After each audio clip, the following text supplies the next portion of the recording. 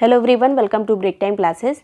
इस वीडियो में हम फरवरी मंथ के जितने भी इंपॉर्टेंट करंट अफेयर हैं उसको कवर करेंगे और पिछले एक साल के करंट अफेयर भी आपको डिस्क्रिप्शन में लिंक दिया गया है करंट अफेयर वाली प्लेलिस्ट का, वहाँ से जाके देख सकते हैं। जो भी आपका आने वाला एग्जाम हो उसके पिछले एक साल का करंट अफेयर जरूर देख लीजिएगा।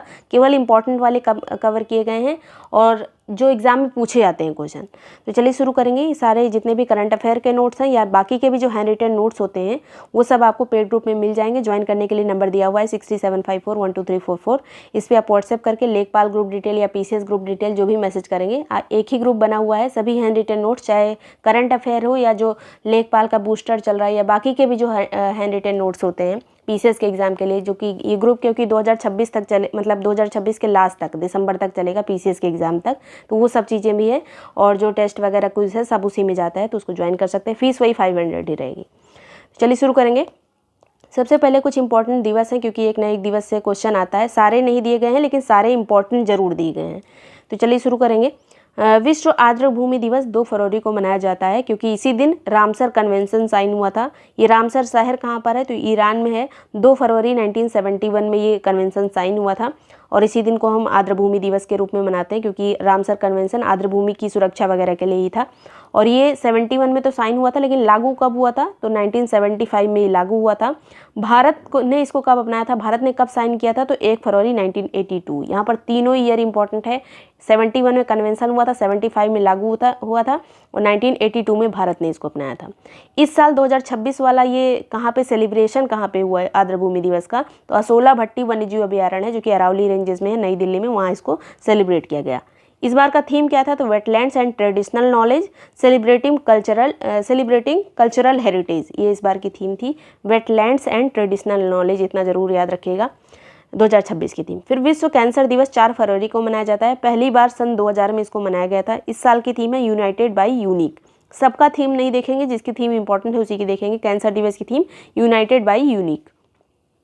फिर सर्वोच्च न्यायालय का स्थापना दिवस 4 फरवरी को मनाया जाता है। हम इसको मनाने की शुरुआत अभी हाल में 2023 से ही की गई है। और वैसे सुप्रीम कोर्ट की स्थापना कब हुई थी, तो सुप्रीम कोर्ट की स्थापना हुई थी 28 जनवरी 1950 को, लेकिन हम इसको सेलिब्रेट करते हैं 4 फरवरी को और 2023 से ही इसको मनाने की शुरुआत हुई है। ये डेट याद रखिएगा, 28 जनवरी 1950 को सर्वोच्च न्यायालय की स्थापना हुई थी। फिर और वैसे अगर सर्वोच्च न्यायालय पूछा जाए, ये तो आज़ादी के बाद की बात है, वैसे पूछा जाए तो 1974 उसी टाइम हो गई थी, 1774 के टाइम पे ही हो गई थी। लेकिन वो ईस्ट इंडिया कंपनी वाला था जो 1773 में एक चार्टर आया था, उसके बाद 74 में इसकी स्थापना हुई थी। और एक जो है फेडरल कोर्ट ऑफ इंडिया जो था, वो 1937 में फेडरल कोर्ट ऑफ इंडिया एक बना था, उसी का स्थान इसने लिया था 28 जनवरी, जब हमारा देश आज़ाद हो गया था उसके 2 दिन बाद ये सुप्रीम कोर्ट जो अभी वर्तमान अवस्था में, ये 28 जनवरी को इसकी स्थापना हुई थी। नेक्स्ट यहाँ पर विश्व दलहन दिवस, ये 10 फरवरी को मनाया जाता है। पहली बार 2019 में इसको मनाया गया था। पहली बार इसका याद रखिए, क्योंकि जो रिसेंट में पहली बार शुरू हुआ होता है उसका ईयर पूछ लेते हैं। थीम 2026 की क्या है, तो pulses of the world from modesty to excellence. दलहन उत्पादन में भारत शीर्ष स्थान पर है। विश्व यूनानी दिवस 11 फरवरी को मनाया जाता है। पहली बार 2017 में मनाया गया था। थीम 2026 की क्या है, तो इनोवेशन एंड एविडेंस इन यूनानी प्रैक्टिस। आयुष मंत्रालय के द्वारा इसको सेलिब्रेट करते हैं, विश्व यूनानी दिवस 11 फरवरी। फिर जो है इसकी थीम उतना ज़्यादा इंपॉर्टेंट नहीं है, बस दिवस डेट याद रखिएगा। विश्व रेडियो दिवस 13 फरवरी को मनाया जाता है। थीम इंपॉर्टेंट है, radio and artificial intelligence, AI is a tool not a voice, तो ये इसकी थीम है विश्व रेडियो दिवस की 13 फरवरी की। राष्ट्रीय महिला दिवस, ये 13 फरवरी को ही मनाया जाता है। और इसकी किसकी जयंती है ये, तो सरोजनी नायडू जी की जयंती है। ये 13 फरवरी को राष्ट्रीय महिला दिवस के रूप में हम मनाते हैं। इसके अलावा सरोजनी नायडू को किस नाम से जाना जाता है, तो नाइटिंगेल ऑफ इंडिया के नाम से जानते हैं। ये राष्ट्रीय महिला दिवस है, याद रखिएगा। विश्व महिला दिवस 8 मार्च को मनाया जाता है। ये राष्ट्रीय महिला दिवस 13 फरवरी। पहला मुंबई जलवायु सप्ताह, क्योंकि पहला था इसलिए याद रखिएगा, पहला जलवायु सप्ताह मुंबई का, ये 17 से 19 फरवरी के बीच में सेलिब्रेट किया गया। विश्व सामाजिक न्याय दिवस 20 फरवरी को मनाया जाता है। थीम इस बार थी renewed commitment to social development and social justice. Social justice के बारे में ये पूरा मतलब थीम थी। सामाजिक न्याय दिवस 20 फरवरी। अरुणाचल प्रदेश और मिजोरम का स्थापना दिवस 20 फरवरी को मनाया जाता है। 1987 में इसकी स्थापना हुई थी राज्य के रूप में। फिर जो है अंतर्राष्ट्रीय मातृभाषा दिवस 21 फरवरी को मनाया जाता है। राष्ट्रीय विज्ञान दिवस बहुत इंपॉर्टेंट है, 28 फरवरी को मनाया जाता है। थीम क्या है, तो empowering Indian youth for global leadership in science and innovation for विकसित Bharat. Empowering Indian youth for global leadership in science and innovation for विकसित भारत, इस बार के 28 फरवरी की थीम है। फिर 79th बाफ्टा अवार्ड दिए गए, जो ब्रिटिश का फिल्म और फिल्म वाला अवार्ड होता है, फिल्म और टेलीविज़न का अवार्ड होता है ये। तो ये दिया गया बेस्ट फिल्म का award, one battle after another best film थी ये। 79th अवार्ड थे, याद रखिएगा। बेस्ट एक्टर कौन है, तो रॉबर्ट अरामायो, बेस्ट एक्टर का अवार्ड रॉबर्ट को मिला है। फिल्म इनकी थी आई स्वेयर के लिए। फिर बेस्ट एक्ट्रेस का अवार्ड जेसी बकले को मिला है हैमनेट पिक्चर के लिए। बेस्ट डायरेक्टर का अवार्ड पॉल थॉमस को मिला है, यही जो बेस्ट फिल्म थी उसी के डायरेक्टर पॉल थॉमस को one battle of the another के डायरेक्टर को मिला है बेस्ट डायरेक्टर का।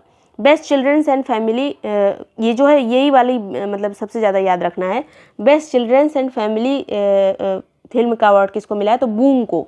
बूम जो है मणिपुर पर आधारित एक फिल्म थी, एक लड़के पर आधारित, और बूम के जो डायरेक्टर हैं वो हैं लक्ष्मी प्रिया। प्रोड्यूसर कौन है, तो फरहान अख्तर और रितेश सिद्धवानी। तो बूम पिक्चर याद रखिएगा इंडियन है। नेक्स्ट है WPL 2026 का, ये 4th एडिशन था। और WPL कब से कब तक खेला गया, तो 9 जनवरी से 5 फरवरी के बीच में नवी मुंबई और वडोदरा में खेला गया। विजेता रहा RCB, कैप्टन थी इसकी स्मृति मंधाना। RCB मतलब रॉयल चैलेंजर्स बेंगलुरु। तो स्मृति मंधाना जो है इसकी पिछली बार भी यही जीती थी टीम और इस बार भी। और उप विजेता RCB ने किसको हराया, तो दिल्ली कैपिटल्स को, जिसकी कप्तान थी जेजिमा रोड्रिगेज।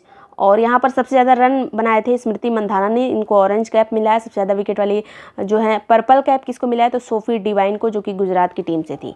स्मृति मंधाना को ऑरेंज कैप मिला है, याद रखिएगा। और RCB ने दिल्ली कैपिटल को हराया है। फिर जो है ICC अंडर 19 पुरुष क्रिकेट वर्ल्ड कप, ये 15 जनवरी से 6 फरवरी के बीच में खेला गया। आयोजन इसका हुआ जिम्बाब्वे और नामीबिया में, मतलब अंडर 19 वाला है क्रिकेट वर्ल्ड कप। फिर जो है विजेता इसमें कौन रहा, तो भारत ने किसको हराया, इंग्लैंड को। भारत ने इंग्लैंड को इसमें हराया था। भारत की टीम के अंडर 19 में कैप्टन कौन थे इसमें, तो आयुष महात्रे थे। प्लेयर ऑफ द मैच और प्लेयर ऑफ द सीरीज का अवार्ड इसमें वैभव सूर्यवंशी को मिला है। बहुत ज़्यादा इसमें रन बनाए थे वैभव सूर्यवंशी ने, मतलब 400 पार पूरी टीम का स्कोर हो गया था। 80 बॉल में इन्होंने 175 रन बनाए थे। पूरे टूर्नामेंट में 30 छक्के मारे थे। तो बहुत सारे मतलब इनके नाम पे रिकॉर्ड हुआ है वैभव सूर्यवंशी।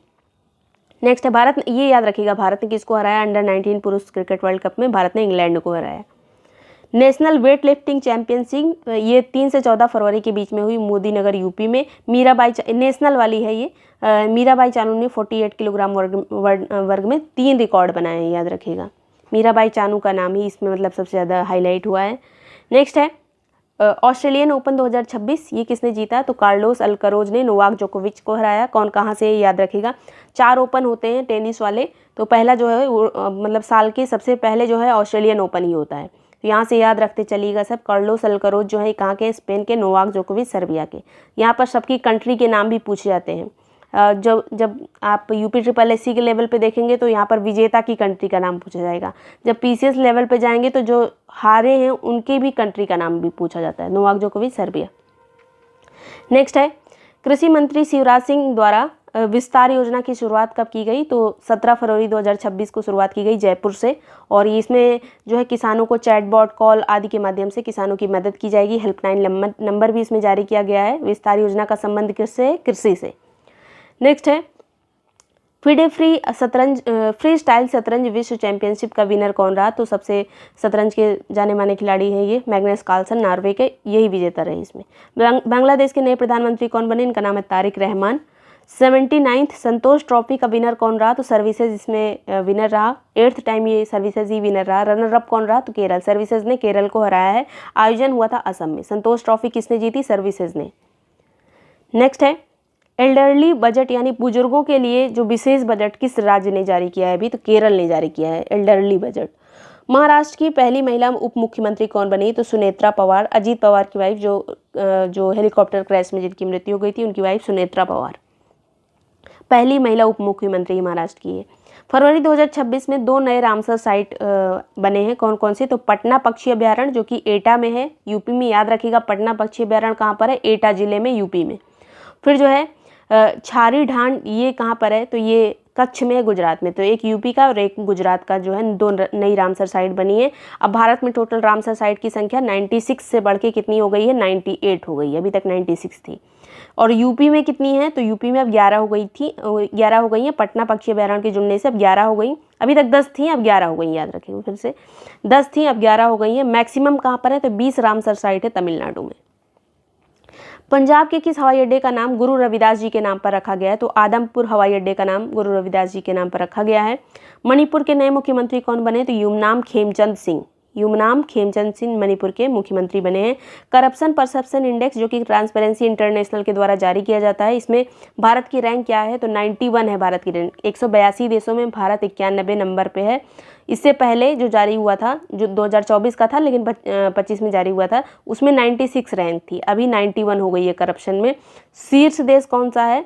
मतलब जिसका करप्शन इंडेक्स सबसे अच्छा है, मतलब यहाँ पर करप्शन कम है, तो डेनमार्क, फिर फिनलैंड, फिर सिंगापुर। नंबर 1 पे डेनमार्क है, फिर फिनलैंड है, फिर सिंगापुर है। भारत की स्थिति 91।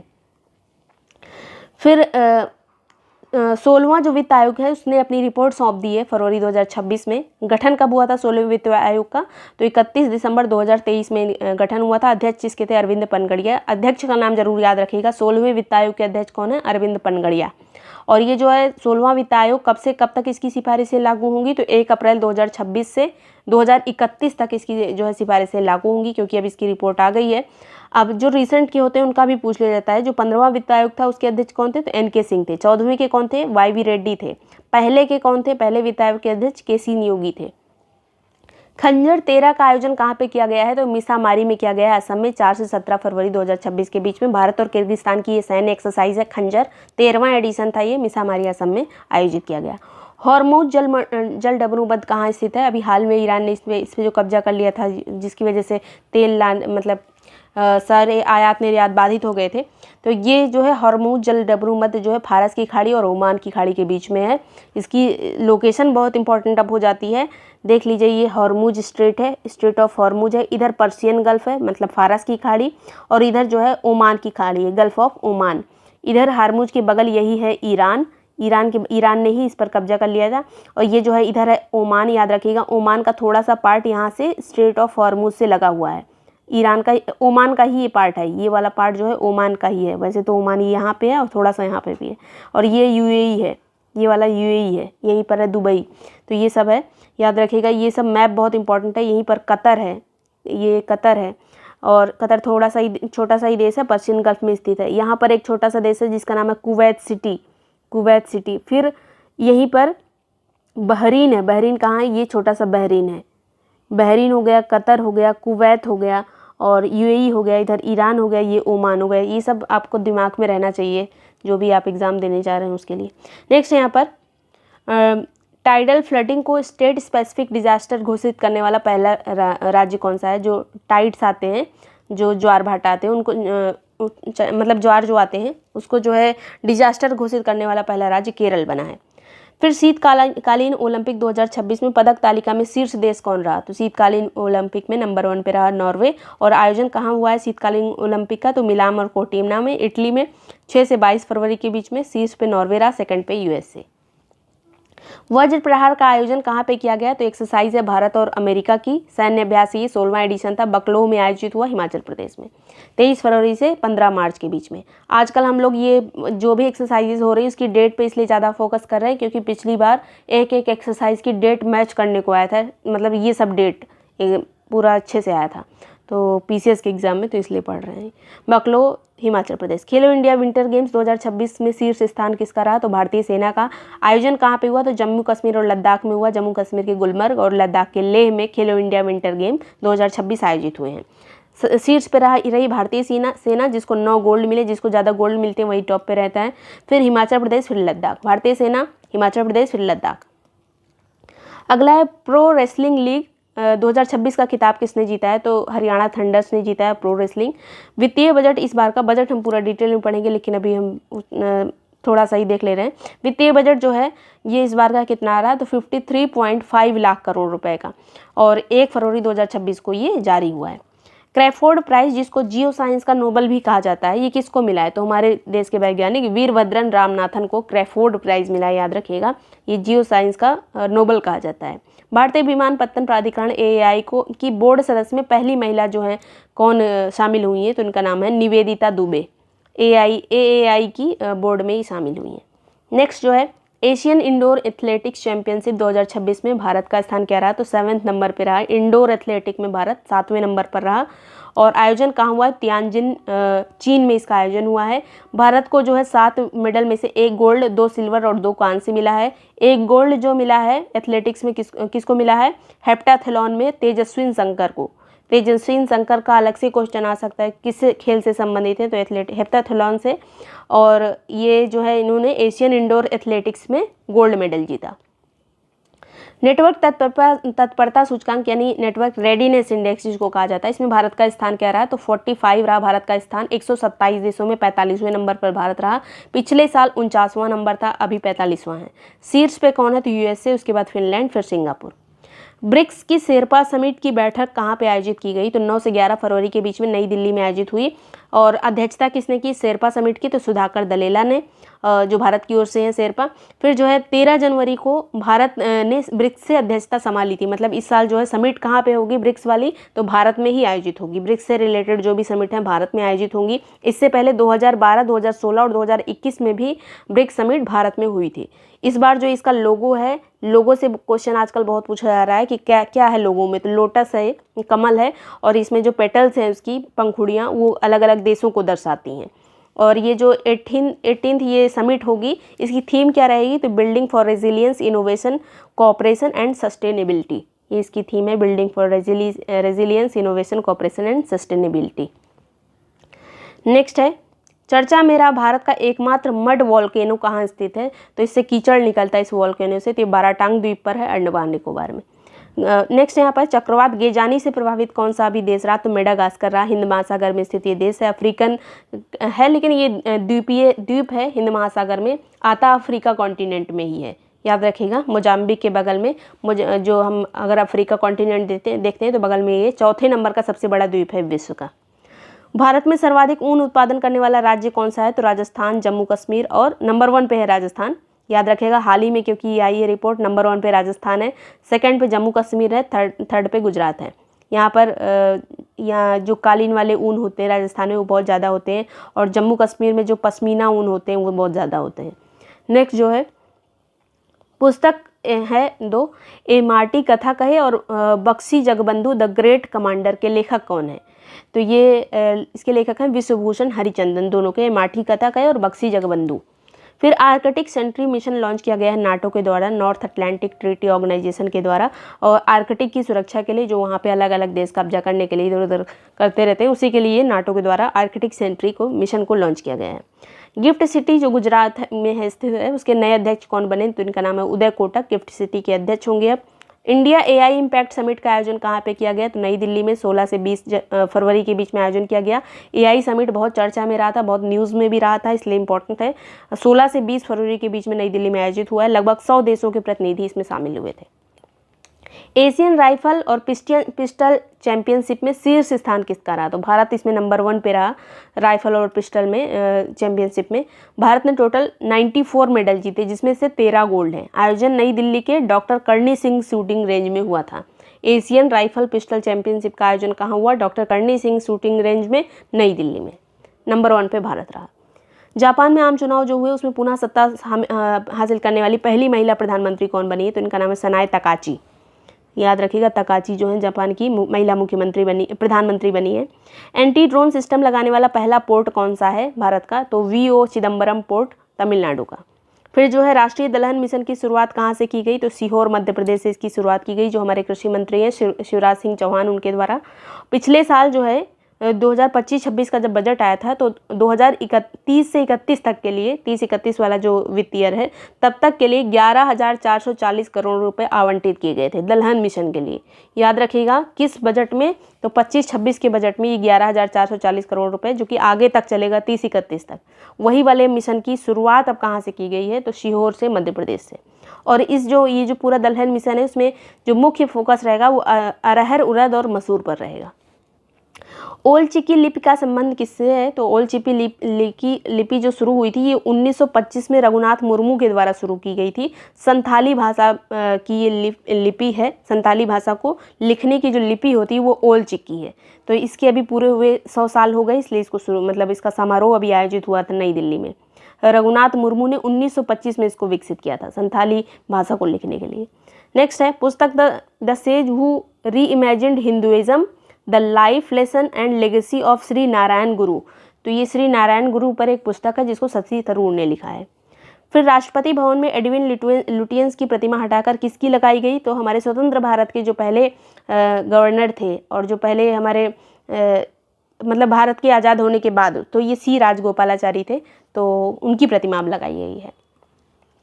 नेक्स्ट है इजराइल संसद द्वारा सर्वोच्च सम्मान स्पीकर ऑफ नेसेट, इसको ये स्पेलिंग ये है KNESSET, लेकिन नेसेट इसको पढ़ा जाएगा। ये मेडल किसको मिला है? तो PM मोदी को। इजराइल का ये सम्मान है स्पीकर ऑफ नेसेट, याद रखिएगा। स्पीकर ऑफ नेसेट मेडल का संबंध किस देश से? इजराइल से। ग्रैमी अवार्ड 2026 दिए गए 1 फरवरी 2026 को, और लॉस एंजलिस में इसका आवंटन हुआ। इसमें जो सबसे ज़्यादा इंपॉर्टेंट है वो है best audio book narration and story telling का अवार्ड किसको मिला है? दलाई लामा को। ये वाला सबसे ज़्यादा इंपॉर्टेंट है। फिर जो है एल्बम ऑफ द ईयर, ये बैड बनी को मिला है। रिकॉर्ड ऑफ द ईयर, ये Kendrick Lamar featuring SZA Luther को मिला है। फिर song of the year Billie Eilish को मिला है, इनके सॉन्ग वाइल्ड फ्लावर के लिए। बेस्ट पॉप एल्बम का अवार्ड लेडी गागा को। तो ये सब याद रखिएगा। Album of the year Bad Bunny को मिला है, और ये दलाई लामा वाला जरूर। नेक्स्ट है भारत में नवीकरणीय ऊर्जा में शीर्ष योगदान किस राज्य का है? तो अभी हाल में जो आया उसके अनुसार गुजरात नंबर 1 पे है। पूरे भारत का योगदान है उसका 16.5% केवल गुजरात का है, नंबर 1 पे है ये। PM राहत योजना के तहत सड़क दुर्घटना इलाज सुविधा कितनी दी जाएगी? जो गोल्डन आवर स्टार्टिंग के कहे जाते हैं उसमें जो है फ्री सुविधा जो है ये कितने की जाएगी? तो 1.5 लाख रुपए की। अफ्रीकी संघ का 39 शिखर सम्मेलन कहाँ आयोजित हुआ? तो अदिस अबाबा इथियोपिया में आयोजित हुआ। गलाथिया बे क्या है? तो गलाथिया बे अंडमान निकोबार में स्थित एक जगह है जहाँ पर इंफ्रास्ट्रक्चर वगैरह डेवलप किया जाएगा, एयरपोर्ट हर चीज़ बनाई जाएगी। तो गलाथिया बे का संबंध वैसे तो ये ग्रेट निकोबार में स्थित है। BBC का पुरस्कार अभी दिए गए कुछ, जैसे Indian sports women of the year का अवार्ड BBC के द्वारा दिया गया है स्मृति मंधाना को। फिर BBC Indian para sports women का अवार्ड किसको दिया गया? तो प्रीति पॉल को। प्रीति पॉल जो है पेरिस वाला जो पैरालंपिक 2024 वाला हुआ था इसमें इन्होंने 2 कांस्य मेडल जीता था, और 100 मीटर रेस में। तो प्रीति पॉल का संबंध मतलब रेस से है, तो ये एथलीट हैं। फिर जो है emerging player of the year का अवार्ड दिव्या देशमुख को मिला है, जो कि शतरंज खिलाड़ी हैं। तो ये तीनों इंपॉर्टेंट हैं। लोसार फेस्टिवल जो है ये वैसे तो जो हिमालयी डिस्ट्रिक्ट होते हैं, हिमालयी राज्य होते हैं, उसमें ये सेलिब्रेट किया जाता है, हिमाचल, लद्दाख, सिक्किम वगैरह में। वाइब्रेंट विलेज प्रोग्राम का 2nd फेज का शुभारंभ किया गया है। ये जो वाइब्रेंट विलेज प्रोग्राम है इसके तहत जो बॉर्डर वाले गांव होते हैं उसका डेवलपमेंट किया जा रहा था। तो ये 2nd फेज जो शुरू हुआ है नाथन गांव, कछाड़ जिला, असम से शुरू हुआ है। फिर हर्नांडो तूफान नॉर्थ अटलांटिक जो महासागर है वहाँ पर आया था, और ज़्यादातर इससे प्रभावित हुआ था अमेरिका का जो पूर्वी एरिया है, वो इससे प्रभावित हुआ था। वाशिंगटन DC वगैरह और भी जो उधर के बड़े बड़े सभी शहर इधर ही साइड हैं, तो वो सब इससे प्रभावित हुए थे। शाहपुर कंडी डैम जो चर्चा में रहा अभी, ये किस नदी पर स्थित है? तो रावी नदी पर स्थित है। पठानकोट और पंजाब की सीमा पर ये बांध बनेगा। पंजाब और जम्मू कश्मीर की सीमा पर ये बांध बनेगा पठानकोट में। और ये जो जल विद्युत क्षमता इसकी कितनी होगी? तो 206 मेगावाट। शाहपुर कंडी डैम, रावी नदी। प्रहार नीति का संबंध किससे है? तो आतंकवाद विरोध से। गृह मंत्रालय के द्वारा भी इसको जारी किया गया प्रहार नीति को। फिर जो है नीदरलैंड के नए प्रधानमंत्री कौन बने? इनका नाम है रॉब जेटन। फिर 1 GB दीदी पहल शुरू की गई है कहाँ से? तो पलामू टाइगर रिजर्व झारखंड से ये शुरू की गई है 1 GB दीदी की पहल। इसके तहत जो है महिलाओं को वन संरक्षण नीति में शामिल किया जाएगा, उसके लिए ये पहल शुरू हुई है। तो ये इतनी चीज़ें हैं फरवरी मंथ से जो मोस्ट इंपॉर्टेंट है आने वाले सभी एग्जाम के लिए। और लेखपाल या PCS जो भी आप एग्ज़ाम देने जा रहे हैं उन सभी के लिए, चाहे करंट अफेयर हो या बाकी के भी जो भी हैंड रिटन नोट्स होते हैं, क्विज़ वगैरह जो होते हैं, उसको ज्वाइन करने के लिए जो नंबर दिया है 6375412344, इससे व्हाट्सएप करके ग्रुप की डिटेल ले सकते हैं, उसको प्रॉपर्ली पढ़कर ज्वाइन कर सकते हैं। दिसंबर तक ये ग्रुप चलेगा, बीच में जो भी आपके एग्जाम होंगे उन सभी में भी हेल्प करेगा। Thank you so much watching break time classes.